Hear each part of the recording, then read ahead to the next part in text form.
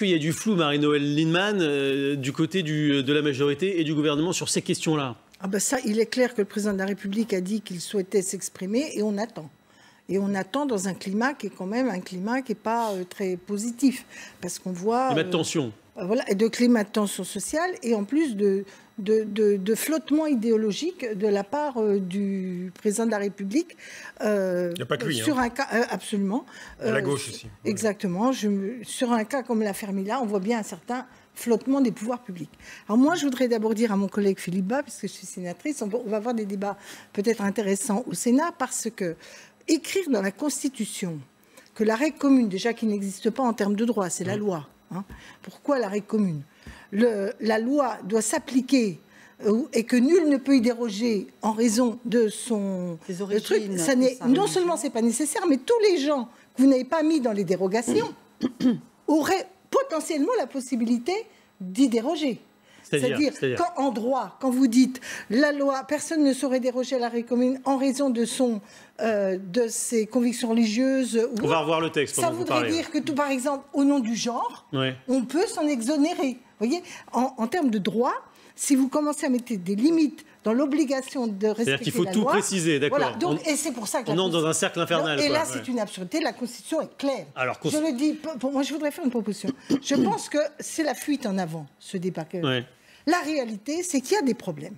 D'abord, il faut en mesurer l'ampleur, mais même s'ils sont peu nombreux, ils sont graves pour la République. Alors, que répondez-vous, Constance Le Grip? Attendez, je propose qu'il y ait... Oui, je pense qu'il y a des endroits où ils sont très nombreux. Il n'y a pas que des endroits, un peu partout. Donc, il faut qu'il y ait, comme on avait fait jadis la commission Stasi, un lieu où on regarde explicitement où la République, ou dans quel cas la République n'est pas suffisamment armée ou suffisamment efficace ou suffisamment courageuse pour faire respecter la loi. Que répondez-vous, Constance Le Grip, à ces objections juridiques qui sont soulevées ici autour de la table, au texte soulevé par votre collègue, proposé par votre collègue? S'agissant d'une révision de la Constitution, aucune objection juridique ne tient, puisque par définition, la Constitution, c'est la loi suprême, c'est la loi fondamentale. Et réaffirmer des choses qui ne sont pas assez explicites, on pas peut assez claires. On peut faire sans révision. On peut faire sans révision. Dans ce cas-là, ça veut dire que tout va pour le mieux dans le meilleur des mondes. C'est que c'est pas le problème constitutionnel. Incontestablement, le débat, si nous en parlons ce soir, si nous allons en parler, si je peux juste avoir allez-y, Madame Le Grip. Sérénité dans ce débat, je pense que sur des sujets très importants qui concernent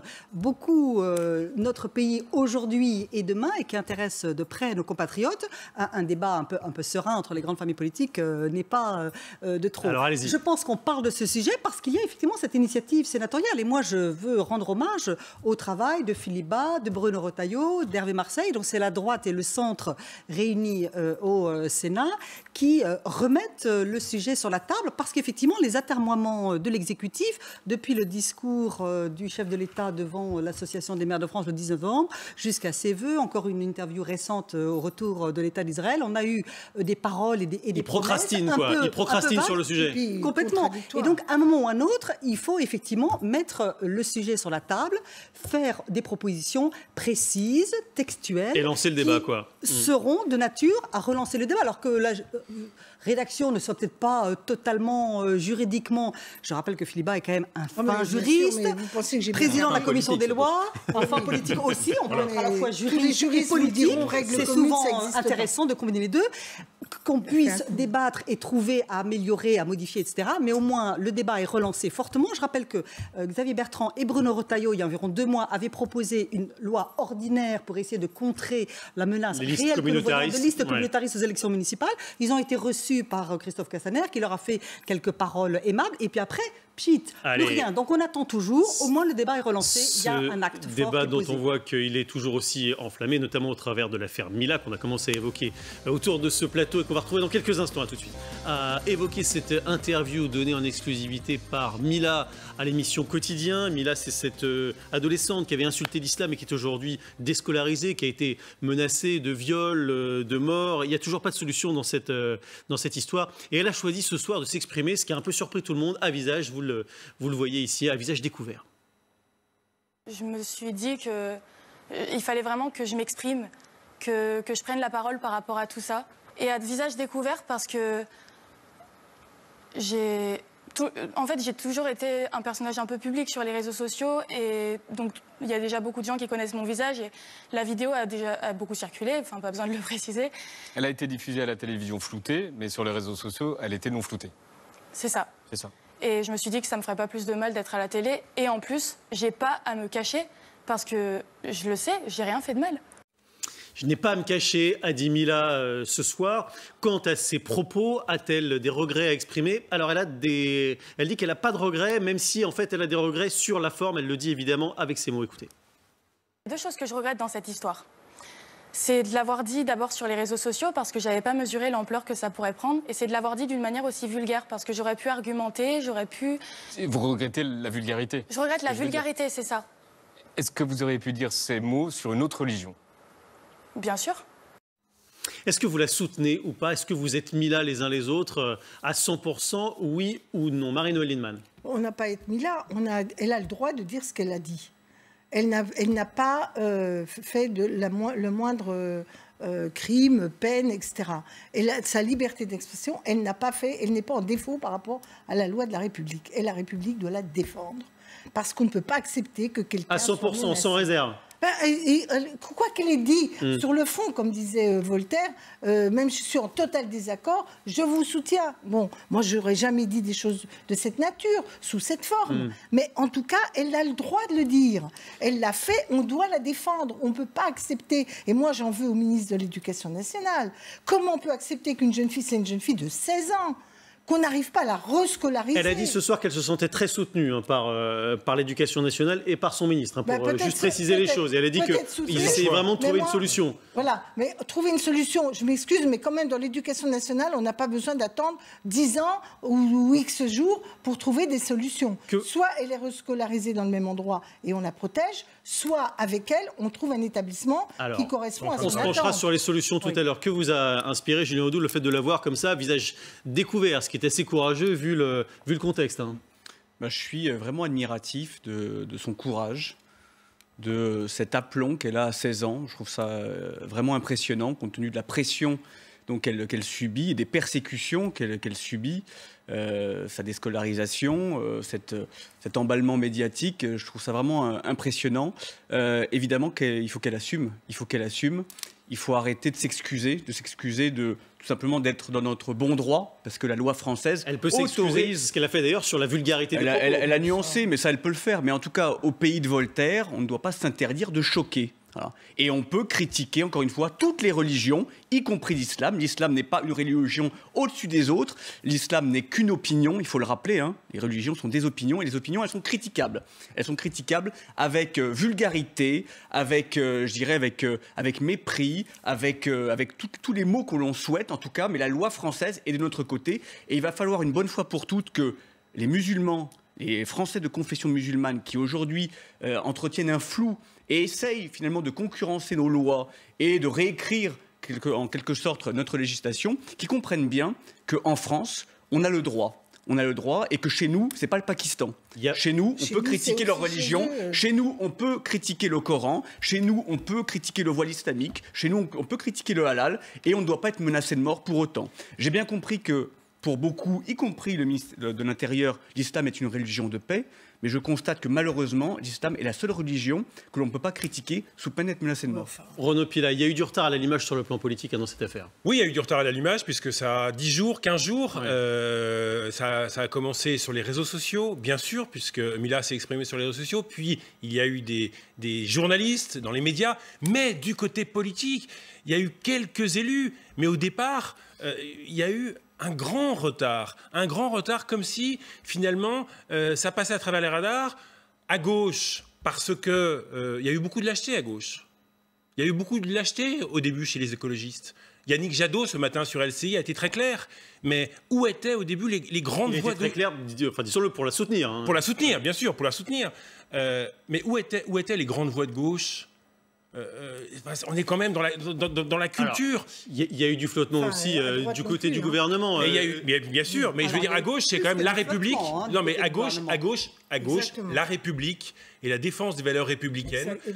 Et de la laïcité, c'est quand même dans l'histoire très profonde de la gauche française. Il y a eu du retard également. Alors, à droite, vous avez été effectivement assez, Madame la députée, une des toutes premières, mais il n'y a pas eu de réaction très rapide. Enfin, le parti que je représente a réagi tout de suite. Voilà, mais on sent que voilà, du côté politique, et ce soir, effectivement, l'interview de Mila qui met avec ses mots, avec son âge et beaucoup de maturité, je dirais un peu les choses de nouveau à l'endroit, montre que le débat politique doit s'emparer plus rapidement de ce genre d'affaires. Mila, qu'on va écouter peut-être pour qu'elle explique à quoi correspond sa vie aujourd'hui, sa vie qu'elle a mis, dit-elle, en mode pause. Ma vie, elle est clairement en pause. C'est-à-dire que ce soit sur ma vie sociale, sur les réseaux sociaux, sur ma scolarité. Vous êtes déscolarisée, c'est ça? Oui, j'étais pas en sécurité dans mon établissement. C'est-à-dire que si j'y retournais, vu les menaces que j'ai reçues des personnes de mon lycée, j'aurais pu être brûlée à l'acide, j'aurais pu me faire frapper. J'étais menacée d'être déshabillée en public, d'être même enterrée vivante. Enfin, c'est parti vraiment loin. C'est évidemment terrible ce qu'elle raconte. Constance Le Grip, comment on en sort maintenant? Eh bien, écoutez, tout d'abord, je crois qu'il est très important de réaffirmer ce soir encore, avec beaucoup de force et de détermination, ça, visiblement, tout le monde... Oui, maintenant, mais enfin, il y a eu, comme le disait Renaud Pilat, beaucoup de retard à l'allumage. Je me suis longtemps demandé, effectivement, où étaient les grandes voix de la gauche, où étaient les grandes voix des féministes, qu'on a très peu entendues. Marlène Schiappa au gouvernement a été, une des seules... Où étaient les défenseurs habituels des droits de l'homme et des droits de la femme, les turiféraires habituels de la liberté d'expression et la liberté d'opinion. Donc, je pense qu'il est important il y a eu un grand silence, qu'il y a eu quand même quelques voix. Maître Richard Malka s'est très rapidement lancé dans la défense de cette jeune fille, dont je salue moi aussi le courage total. Et elle a parfaitement raison de venir à la télévision ce soir parler à visage découvert. Elle n'a pas à se cacher. Et on redit avec force que dans la République française, le droit de critiquer, le droit de faire des satires, des caricatures, on est le pays de Voltaire, on est aussi le pays de Charlie Hebdo, le droit de blasphémer sont absolument consubstantiels à la liberté d'expression et la liberté d'opinion. Alors comment on en sort? Eh bien, en rappelant les valeurs de la République. J'ai peur que ça ne suffise pas, Madame la députée. La laïcité. Et puis ensuite, ça fait des années qu'on dit ça, ça fait des années. Eh bien, il y a un travail peut-être d'éducation à la base, enfin il y a un travail... Clairement, sur les réseaux sociaux, certainement, il y a un certain nombre d'associations qui y travaillent, mais je crois que on évoquait le sujet tout à l'heure de la proposition de loi constitutionnelle des sénateurs pour réaffirmer ça fait partie des outils dans la Constitution même le principe fondateur de la République française qui est la laïcité. Il faut mener ce combat, réarmer la République de manière extrêmement ferme. Et puis bien sûr, il y a le combat pour rescolariser. J'ai cru comprendre que Jean-Michel Blanquer se penchait maintenant très sérieusement sur le sujet, que des solutions vont lui être proposées. J'espère qu'elles lui seront proposées très vite, mais qu'il y a aussi peut-être un travail d'éducation à faire. Où sont les enseignants de tous ces jeunes qui ont déversé leur torrent de haine et de boue vengeresse? Sylvain Maillard, comment on en sort? Les parents, où sont les associations de tous ces jeunes? Est-ce qu'il n'y a pas eu un peu de retard à l'allumage aussi à cause de ces propos un peu maladroits, malencontreux de Nicole Belloubet? Elle l'a reconnu elle-même. Oui, elle l'a reconnu elle-même, peut-être une prise de parole un peu rapide dessus. En tout cas, ce qui est sûr, c'est que Marlène Schiappa, vous l'avez dit, a eu des paroles très fortes très rapidement. Et puis, voilà, c'est ce que... D'abord, vraiment saluer, mais on l'a fait tous autour de cette table, mais je voudrais le redire, le courage, à 16 ans, après avoir vécu et vivre ce qu'elle est en train de vivre, d'avoir le courage de venir comme ça, c'est admirable. Et au-delà de ce qu'elle a dit, de la façon dont elle l'a dit, on est en France et on a le droit de dire ce que l'on veut et ça peut choquer, mais on doit se battre pour qu'on puisse garder cette liberté qui est fondamentale. Et moi, je voudrais juste faire un aparté sur les réseaux sociaux. Encore une fois, l'archétype même de ce qu'on trouve sur les réseaux sociaux. Voilà, c'est devenu pour une partie d'entre eux une poubelle. Un déversoir. Un déversoir de haine. Nous allons sortir de ce plateau et nous allons être copieusement insultés tous. Directement avec des insultes en permanence. Je vous le confirme. Et donc c'est encore certains plus que d'autres. Certains. Oui, enfin je pense qu'en tout cas on a chacun notre lot. Ça dépend les saisons. Et ce qui est très dur, Julien Arnaud, c'est qu'en fait nous-mêmes nous y habituons parce qu'en fait on se dit ça fait partie. Finalement ça nous fait presque sourire. En fait c'est très grave. Et quand ça arrive à une jeune fille quoi qu'elle ait dit, moi je trouve ça particulièrement scandaleux. On est en train de terminer le vote en seconde lecture sur la loi CyberN de Laetitia Avia, qui va nous aider aussi à lutter contre ça, de faire en sorte qu'on n'en peut plus d'avoir ce déversoir. Qui au début on disait c'est pas très grave, c'est sur Internet, finalement c'est pas très grave. Mais en fait ça se traduit en vérité dans la vie réelle. C'est une catastrophe. Il faut absolument qu'on y mette un terme. Et j'espère que cette loi va y contribuer. On voit qu'il y a un soutien largement partagé ici autour de cette table, mais dans le monde politique, ce n'est pas forcément le cas, y compris pour des personnalités qu'on aurait pu imaginer davantage en soutien de Mila, comme par exemple Ségolène Royal. Écoutez. Revenons à des choses sérieuses. Une adolescente qui est peut-être encore en crise d'adolescence, si elle avait dit la même chose sur son enseignant, sur ses parents, sur sa voisine, sur sa copine, qu'est-ce qu'on aurait dit? On aurait dit simplement un peu de respect. Alors, critiquer une religion, ça n'empêche pas d'avoir du respect, ça n'empêche pas d'avoir de l'éducation, de la connaissance, aussi d'être intelligent.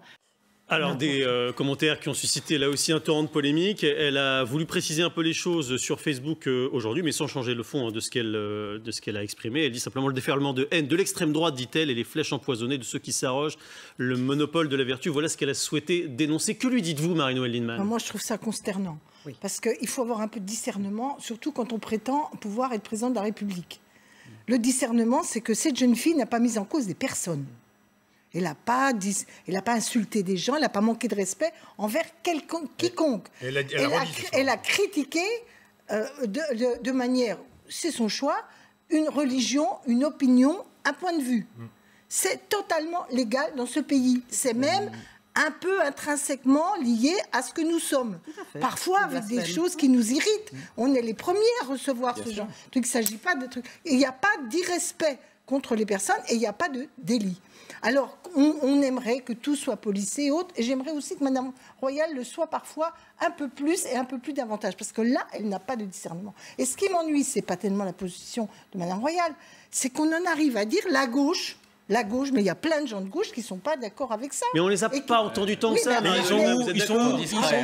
ils sont où le PS? Ils ont pris des positions? Moi, je ne suis plus au PS. Non, mais je sais bien. Il y a quand même une ambivalence. Ce que je veux dire, c'est qu'il y a des les écolos, ils ont mis 15 jours. Il y a des gens de gauche et la France Insoumise, n'en parlons pas. Il y a des gens de gauche qui ont pris des positions très claires. Et moi, pour ma part, je crois qu'on peut parfaitement considérer que les religions ont toute leur place. Et je dis que la masse des musulmans qui existent dans ce pays ne partagent pas l'idée qu'on doit remettre en cause les fondamentaux de notre liberté d'expression, de critique et autres. Et que, alors, vous disiez, qu'est-ce qu'on peut faire? Moi, il y a plusieurs choses que je trouve fondamentales. D'abord, leur assurer la protection. Je pense que discrètement, ça doit quand même être fait. Bien sûr, je pense évidemment. que le pays a quand même le sens de truc. Je pense qu'il est fondamental de mettre en cause et de trouver ceux qui l'ont menacé. C'est-à-dire le travail d'investigation. Et il est en cours. Soit extrêmement rigoureux. Et le troisième, c'est que très vite, on trouve une solution. Parce que si ce n'est pas les faits qui gagnent, ça finit par conforter l'idée que la pression d'une infime minorité sur la société a une certaine efficacité et ça, ce serait redoutable. Allez, il n'y a pas que des débats.